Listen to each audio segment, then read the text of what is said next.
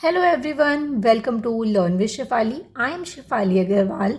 आई hope आप सभी बहुत अच्छे होंगे और बहुत अच्छे से पढ़ाई भी कर रहे होंगे। तो आज हम क्लास 9 साइंस का chapter number 5 the fundamental unit of life को हम कंटिन्यू कर रहे हैं। ठीक है, तो अब हमारा फोर्थ टॉपिक जो है सेल ऑर्गेनल्स में वो है मोटोकॉन्ड्रिया। ठीक है, तो इसको हम समझेंगे कि आखिर ये क्या होता है। ये सेल ऑर्गेनल्स ही होते हैं, ठीक है, जो हमारा साइटोप्लाज्मा के एरिया में अवेलेबल होता है। ठीक है, तो वो ऐसा दिखता है, आपको ऐसा इसका स्ट्रक्चर दिख रहा है ना, तो ऐसा इसका स्ट्रक्चर होता है और मैंने लिख भी रखा है क्या चीज़ क्या क्या होती है।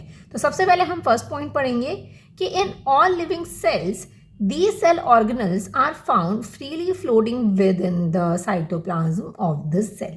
तो जितने भी लिविंग सेल्स होते हैं सेल ऑर्गेनल्स के, वो फ्रीली फ्लोट करते हैं किसके अंदर, साइटोप्लाज्म में। तो दैट मीन्स ये भी कहाँ पे फ्लोट कर रहा होगा, साइटोप्लाज्म में के एरिया में ये फ्लोट कर रहा होगा, दैट इज फ्रीली फ्लोट कर रहा होगा।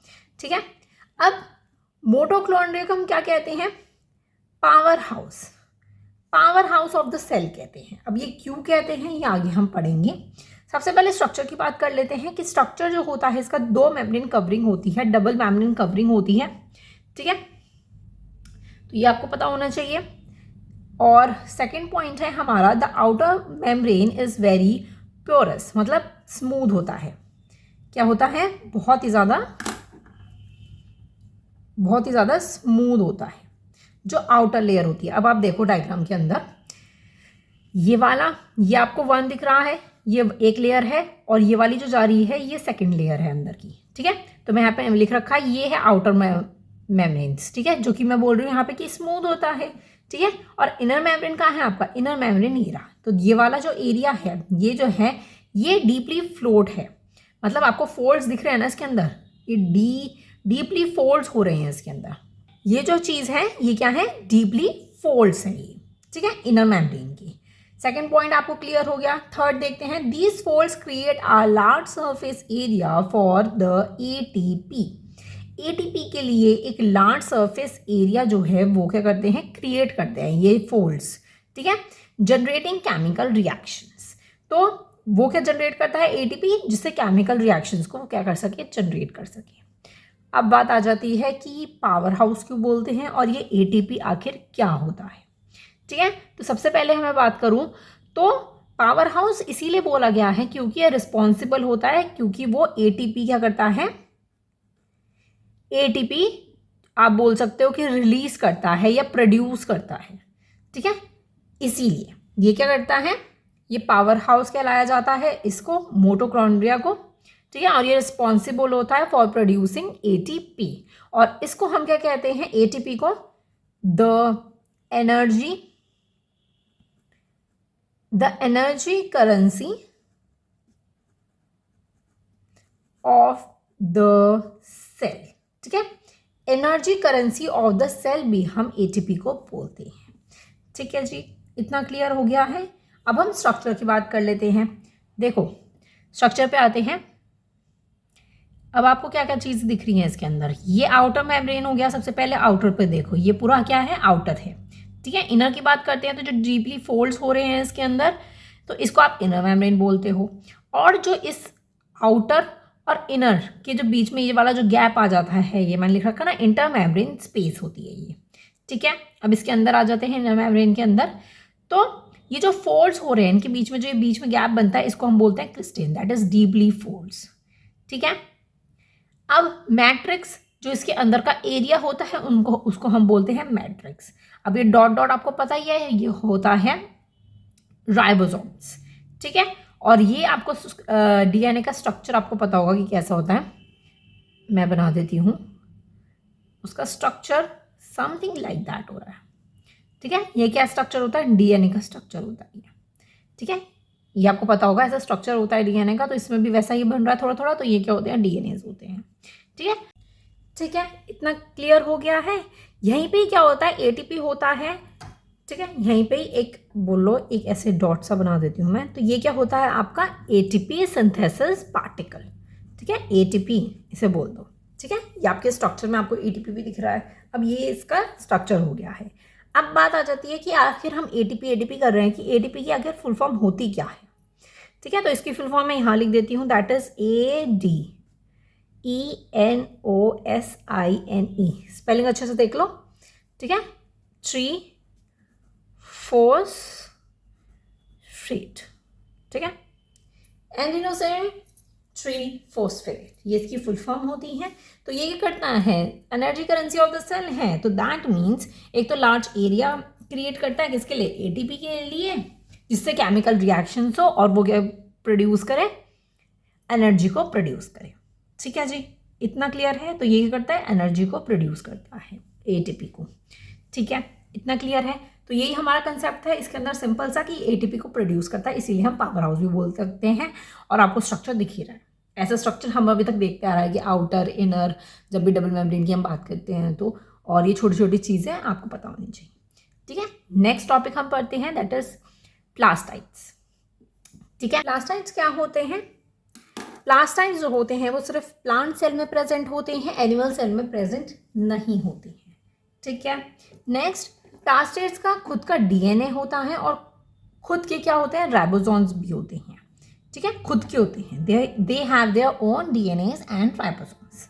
ठीक है, the internal organ of the plastocytes, अब जो इंटरनल होगा ऑर्गन होगा उसका, तो consist of the numerous membrane layer embedded in a material called the stroma.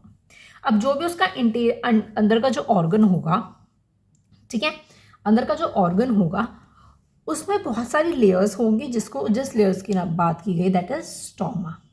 ठीक है, इतना क्लियर है। अब प्लास्टेट्स के जो है वो 3 टाइप्स होते हैं, दैट इज क्रोमोप्लास्टेट्स, ल्यूकोप्लास्टेट्स एंड क्लोरोप्लास्ट। ठीक है, तो 3 तरह के होते हैं। तो यहाँ पे हम बात करते हैं तीनों ही तरह की। पहला होता है हमारा क्रोमोप्लास्ट, नेक्स्ट इज क्लोरोप्लास्ट। ठीक है, नेक्स्ट इज क्लोरोप्लास्ट। ठीक है, ये तीनों तरह के हमारे होते हैं। देखते हैं कि आखिर ये जो तीनों तरह की हैं तो ये इनका काम क्या है। सबसे पहले इनका जो कलर होता है, हम प्लांट सेल की बात कर रहे हैं तो प्लांट सेल्स में ग्रीन कलर के ज़्यादा प्लांट्स होते हैं, रेड भी होते हैं, हर कलर के प्लांट्स होते हैं। तो क्रोमोप्लास्ट, क्रोमो से आपको पता चल रहा है दैट इज, इसमें क्या होते हैं, कलर्ड होते हैं। ठीक है, कलर्ड आप बोल सकते हो, दैट इज ऑरेंज, येलो। ठीक है, और एक्सेट्रा आप लगा दो, ग्रीन भी ऐड करना है इसके अंदर, तो मैं यहाँ पे ग्रीन भी लिख देती हूँ। ठीक है, कलर्ड में सारे ही कलर्ड होते हैं इसके अंदर। और ये किस किस चीज़ में प्रेजेंट होते हैं, present in leaves, flower and fruits. ठीक है, इन सब चीज़ों में क्या होते हैं, ये प्रेजेंट होते हैं क्रोमोप्लास्ट, दैट इज कलर्ड।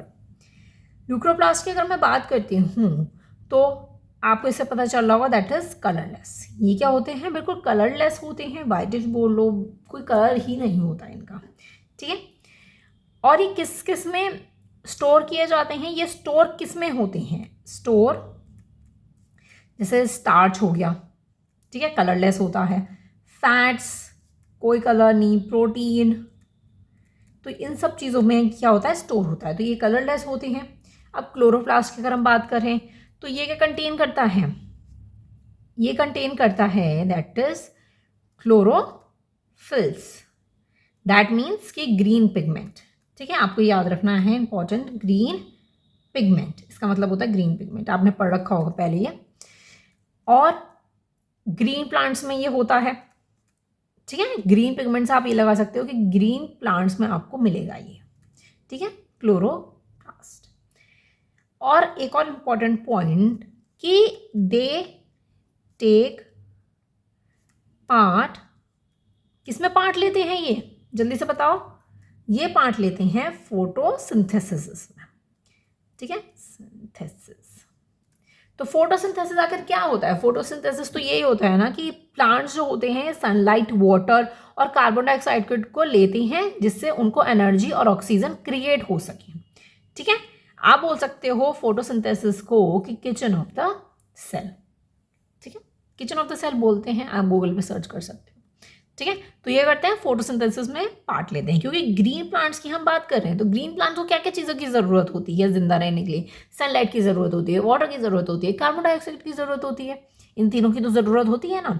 तो ये फोटोसिंथेसिस का पार्ट होता है। तो आपको क्लोरोप्लास्ट अच्छे से याद रखना है, ठीक है।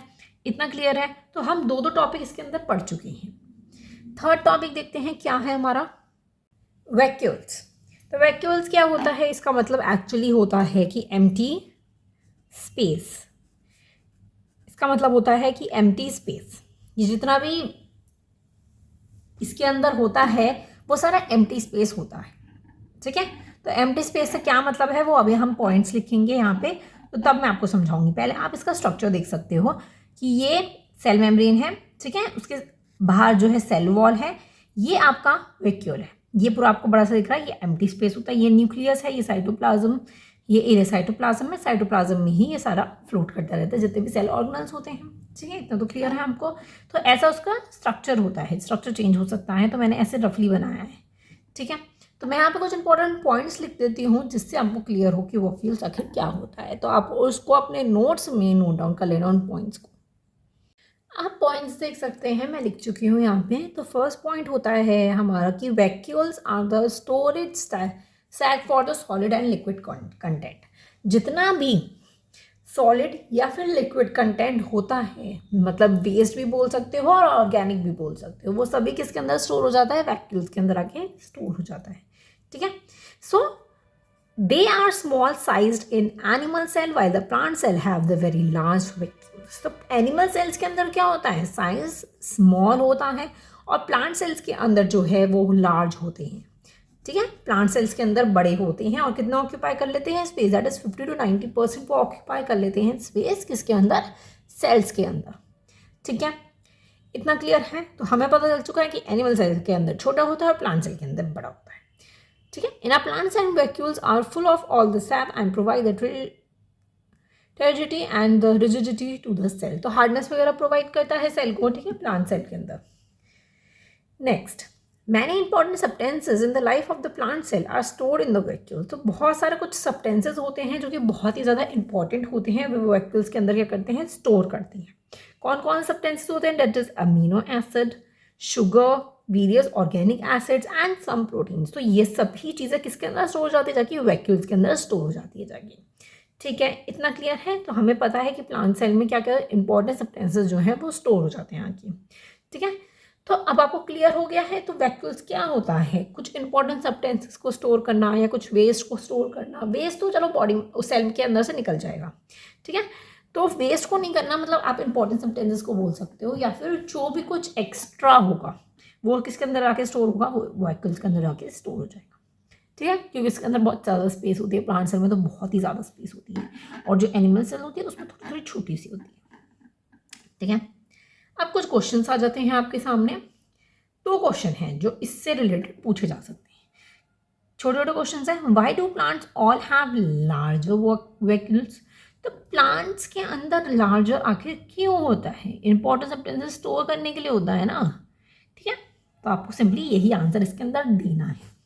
कैसे लिख सकते हो आप इसके अंदर? Because they required more water, organic and inorganic component for the proper functioning of the cell.